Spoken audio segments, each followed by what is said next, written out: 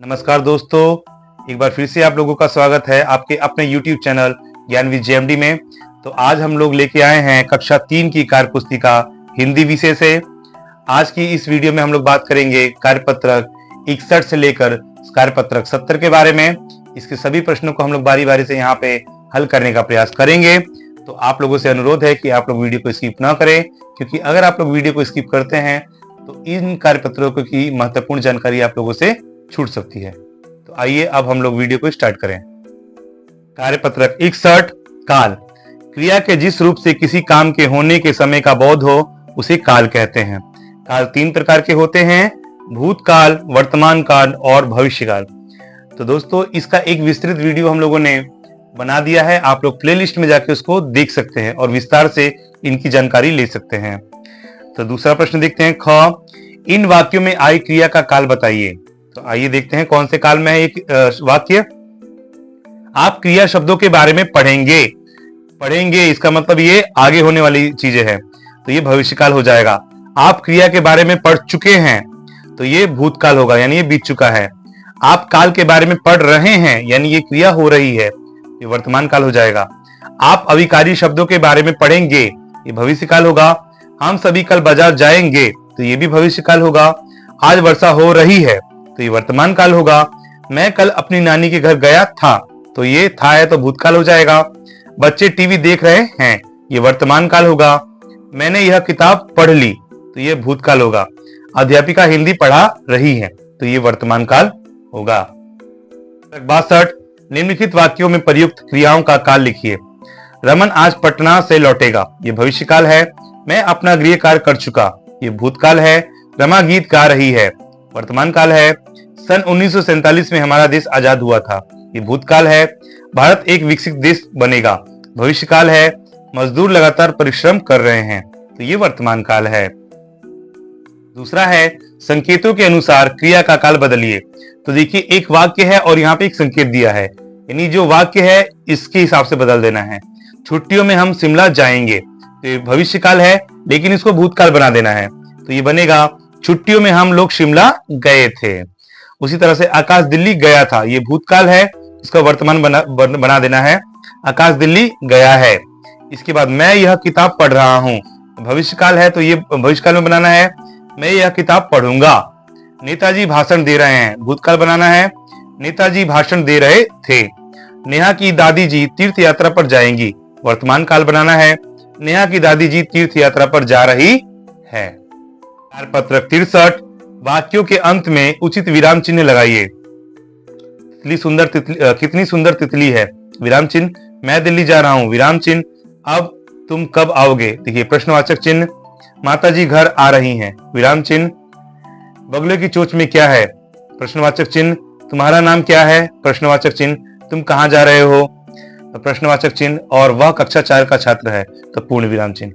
तो इसमें पूर्ण विराम और प्रश्नवाचक चिन्ह आया है। वाक्यों के बीच में उचित विराम चिन्ह लगाइए। तो देखिए, इन तीनों को हमको उचित जगह लगा देना है, हम लोग यहाँ पे लगा चुके हैं, आप लोग देख सकते हैं। अलग अलग जगह पे अलग अलग विराम चिन्ह हम लोगों ने यहाँ पे लगा दिया है। पत्रक 64 उचित विस्मयादि बोधक शब्द में से रिक्त स्थान भरिए। तो देखिए, ये विस्मयादि बोधक है, इसको भरना है।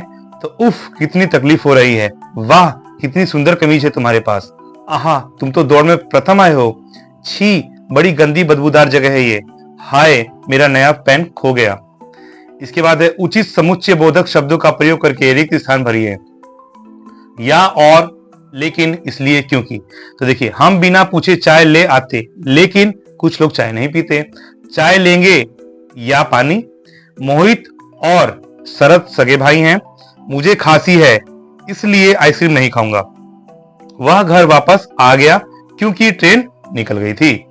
इसके बाद तीसरा है उचित शब्द चुनकर संज्ञाओं के बीच का संबंध सूचित कीजिए। तो देखिए, इनमें से हमको इसमें भर देना है। अस्पताल डाकघर के पास है, के पास। हमने बच्चों को घर की तरफ भेज दिया। माताजी सीमा के लिए एक फ्रॉक लाई। आजादी के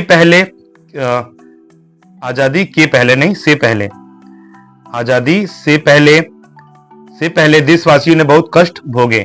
मेरा घर और स्कूल आमने सामने है। पत्रक 65, भाषा में विराम चिन्हों का क्या महत्व है?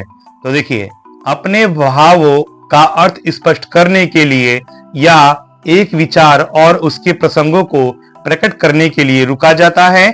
इन्हीं विराम को प्रकट करने के लिए जिन चिन्हों का प्रयोग करते हैं उसे विराम चिन्ह कहते हैं। दूसरा है, विराम चिन्हों को उनके नाम से मिलाइए। तो देखिए, ये है विस्मयादि बोधक चिन्ह, ये है प्रश्न चिन्ह, ये है निर्देशक चिन्ह, ये है पूर्ण विराम और ये है अर्ध विराम। अगला है, नीचे लिखे वाक्यों में उचित विराम चिन्ह लगाइए। तो देखिए, हम लोगों ने उचित विराम चिन्ह सब में लगा दिया है, देख लीजिए आप लोग। पत्रक 66, नीचे लिखे वाक्यों में उचित विराम चिन्ह लगाइए। तो देखिए, इन वाक्यों में विराम चिन्ह नहीं लगे हैं, हमको उचित विराम चिन्ह यहाँ पे लगाने हैं। तो हम लोग देखिए इसमें विराम चिन्ह लगा चुके हैं। दूसरा है, नीचे लिखे वाक्यों में गलत विराम चिन्ह लग गए हैं, आप सही विराम चिन्हों का प्रयोग करके वाक्य को दोबारा लिखिए। तो देखिए, गलत विराम चिन्ह की जगह हम लोगों ने सही विराम चिन्ह लगा दिया है, देखिए यहाँ पे।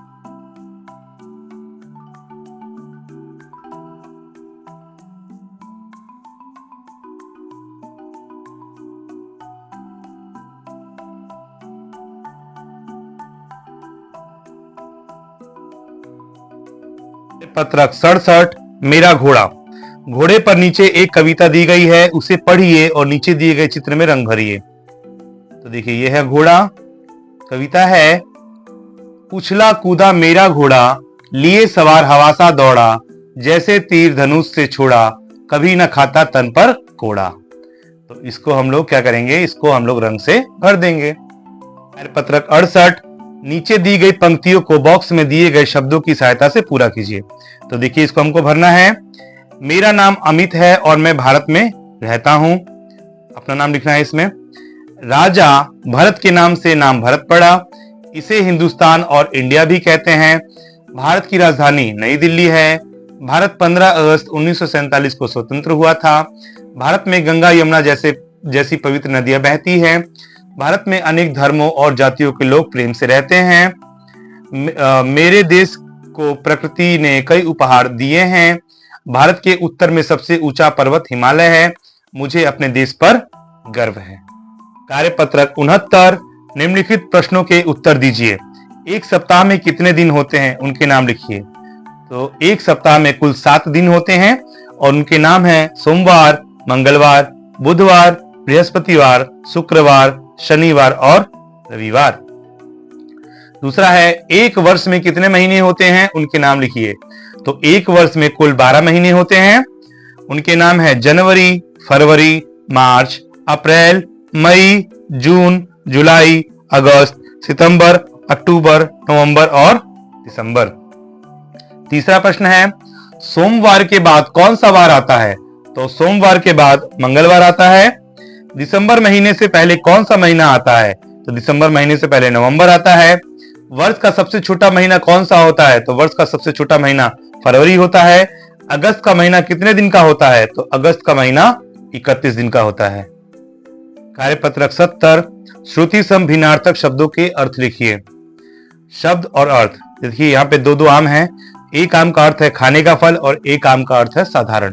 तो वैसे ही बाकी प्रश्नों को हमको बना लेना है। फल, एक होता है खाने का फल, एक होता है परिणाम। एक कुल का अर्थ होता है वंश, एक कुल का अर्थ होता है संपूर्ण। एक हार का मतलब होता है पराजय और एक हार होता है गले का आभूषण। एक कनक होता है स्वर्ण यानी सोना और एक कनक होता है गेहूं। एक होता है सोना स्वर्ण और एक होता है सोना निद्रा। एक होता है काल समय और एक काल होता है विपत्ति। तो इसी के साथ हिंदी कार्य पुस्तिका के सभी कार्यपत्रक यानी 61 से लेकर 70 तक के सभी कार्यपत्रक के सभी प्रश्नों को हम लोगों ने बारी बारी से हल कर लिया है। तो दोस्तों, अगर आपको वीडियो अच्छा लगा होगा तो हमें कमेंट बॉक्स में अच्छे से कमेंट करें और अभी तक आप लोगों ने चैनल को सब्सक्राइब नहीं किया है तो कृपया चैनल को सब्सक्राइब जरूर करें। धन्यवाद।